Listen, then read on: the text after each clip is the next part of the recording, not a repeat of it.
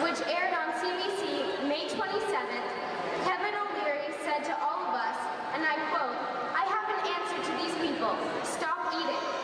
Then we can get rid of them." Well, I challenge you, Mr. O'Leary, to have me on your show next week, and if you promise not to use the word stupid, then I won't use the word fascist. That was 14-year-old Rachel Parent throwing down the gauntlet to Kevin. The teen activist is passionate about genetically modified food and, as you just heard, takes issue with a lot of the things Kevin has to say on the subject, including a show that we did some time ago. Rachel's an activist and the founder of Kids' Right to Know. Thank you for being here. Thank you for having me here today. I want to start with how you came to be passionate about this. What was it about GMO that actually drew you in the first place? Well, originally I had to do a speech for my school, and I really wasn't sure what to do it on. So I was researching these different topics, and I realized that GMOs actually affected everything. So I decided to go with GMOs and researched it more and more, and then eventually I just got so into it protesting and got so into it I started doing speeches for other people. Who are the other people you're doing speeches for? I actually go to schools, and I also do speeches at protests and different conferences as well. Are your parents involved? Is it something that they supported, or was this something that you did all on your own? I did it, but they support me completely. Yeah. You know what a lobbyist is, right? Yes. Somebody, okay. Do you think you're a lobbyist for the movement that's against genetically modified foods? Would you call yourself that? No, I don't think so, and I think that I'm just a part of that movement, and I feel like I'm supporting the youth, really. And why, when you say Kids' Right to Know, why do you feel it's important? I mean, this is obviously an issue that's a political hot button, right? It's a fight in places like Europe, keeping the foods out of places, labeling them in America. It's all over the place. Why do kids in particular, in your view, need to have an awareness of this? For sure. I believe it's our future, after all. I mean, if you're going to do something to our food, we should definitely know about it. And we're the ones who might have to live with these consequences. So why not be informed about it? Do you make the assumption right out of the gate that all kids your age believe that this is a bad thing to experiment with foods to make them better or worse? Is this something that you think everybody thinks is bad? Not necessarily, but I believe that everyone has the right to know what's in their food. And that's exactly why my whole campaign's about. And that's why I just want GMO labeling, and that way people can make informed decisions about what they want to eat. Do you worry at all about being used? Kevin sort of alluded to this. There are huge lobby groups on either side of this. The companies that make the GMO foods and grains and the rest of it definitely have powerful lobby efforts, but so do the environmentalists and others. Do you worry about being used at all in this fight? No, because my own cause is different, I believe, because we're just the youth, and we're a complete part of it, but we're separate in a way because we're fighting not only for our food, but for our future and for our nature and our ecosystem. So I believe that we're completely different in a way, but we add to the group. Okay, let's drill into the issue. Let's say you weren't as lucky as you are, and you were born in an Asian country, you were 14 years old, your only food was rice that had no vitamin A in it. You're going blind, and then you died. 550,000 people your age die that way every year. And a company like Monsanto could come along and offer you a genetically modified rice that includes vitamin A that could save your eyesight and your life. How do you feel about that, Rachel? Actually, funny you mention this. Golden rice was scrapped because it didn't work. And in order for the average 11-year-old boy to get enough vitamin A from rice, he'd have to eat 27 bowls of rice per day. And another thing is, the reason there's blindness isn't because there's a lack of vitamin A in the rice. It's because their diets are simply rice.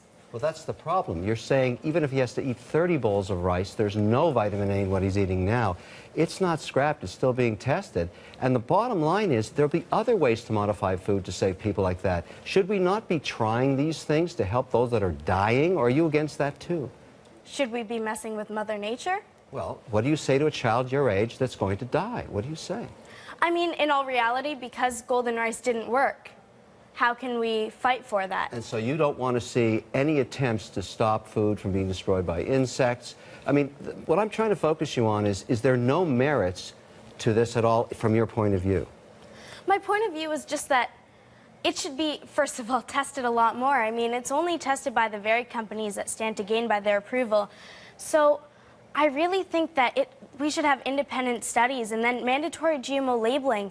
That's my thing. That way we can, as consumers, have informed decisions. Well, there's two debates going on here. One, you want to see labeling. That's one thing. But are you against modifying food at all?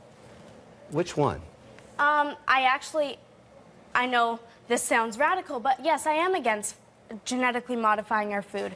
Rachel, I have a problem with that. That may be causing, or basically giving a death sentence to millions of people around the world that are not as fortunate as you are. You know that GMOs actually don't have higher yields either. Look, the point is to stop experimentation in a science like this that has so much promise could be a huge mistake and effectively be a death sentence for those that need higher yields if they can get them, plants that are not susceptible to insects, and indeed have more vitamins that they need to stay alive with. And I'm completely, you know what, actually, I'm totally fine, and that's completely somebody's decision, whether they want to eat GMOs or not. I'm totally okay with that, so they can keep growing it. That's totally fine, as long as they continue to test and also give us the choice, because it's our right to know. All right, we're going to take a quick break. When we come back, we're going to let Kevin O'Leary a little bit more. Stay with us after the break. Kevin and Rachel will face off on the issue of genetically modified food.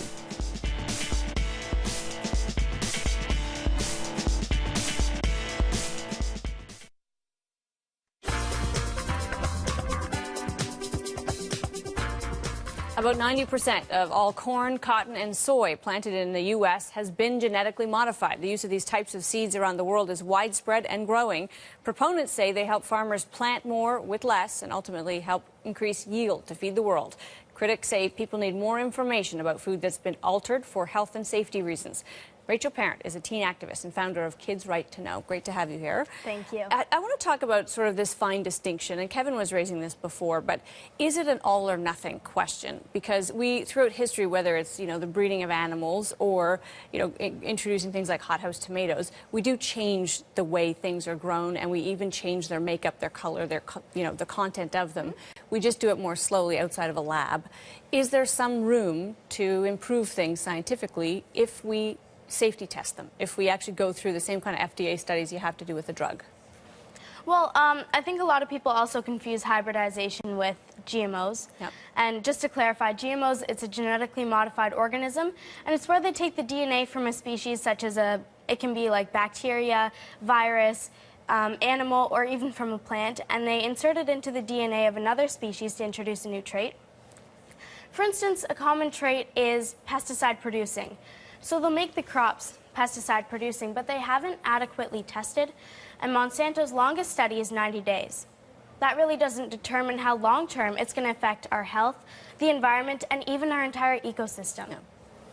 Yeah. Saying Monsanto's testing in 90 days is a little mislabeling it, because many other organizations, including it sounds like some ones you're involved in, do much more testing. So a product comes to market, many people test it, including the government. So Monsanto knows that about food. Actually, can I just, in Health Canada nor the FDA do any independent studies, and they rely only on the very studies provided by the companies that stand to gain by their approval, like Monsanto. There's other companies as well, right? Yes, but they all do their own independent. Are there organizations on the other side of this debate that do? Is there any? What would the testing look like? In other words, what kind of testing would be reliable to say this is okay for the environment or the ecosystem? Definitely, we need a long-term study to determine if it's safe for not only our ecosystem but our health as well. Yeah. But Rachel, we're in a long-term study. You're eating genetically modified food, whether you like it or not. We're the lab rats. Exactly. And we have been for decades. And I think what I'm trying to get at about your point of view, and look, everybody has the right to have one, but to say that there's no merit to having science try and make yields better or foods better or help people's problems on a dietary basis sounds a little extreme. And I'm wondering, as time passes, because I have a case study in my own home. I had a daughter your age who, at the same time, she was vehemently opposed to this. She decided to make a documentary film, and she went through the process of researching it. I'm going to show you a clip of it, and she was just like you.